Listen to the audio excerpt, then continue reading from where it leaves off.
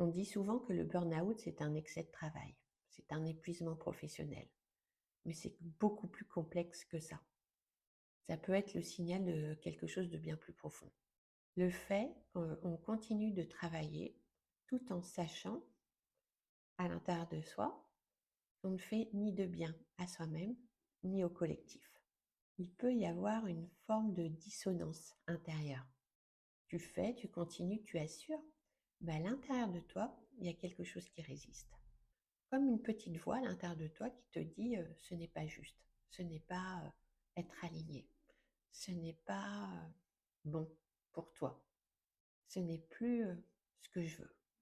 Et pourtant, tu vas rester par peur, par loyauté, par sécurité, ou très souvent parce que tu ne sais pas faire autrement.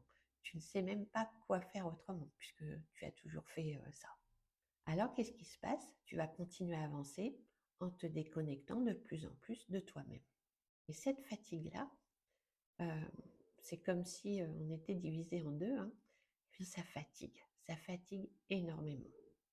Parce qu'il va falloir beaucoup d'énergie pour aller à l'encontre de ce que tu ressens profondément.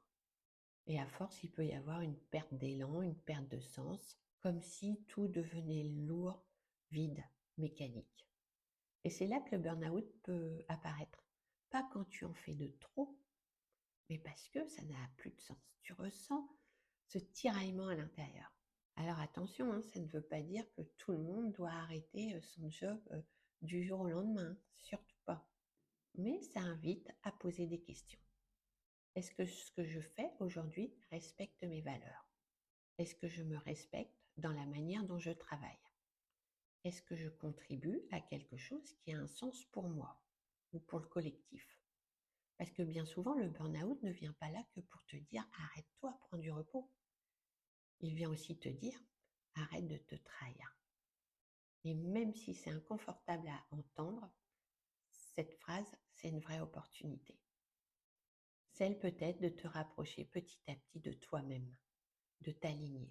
Une manière de vivre qui t'invite à te sentir davantage vivant.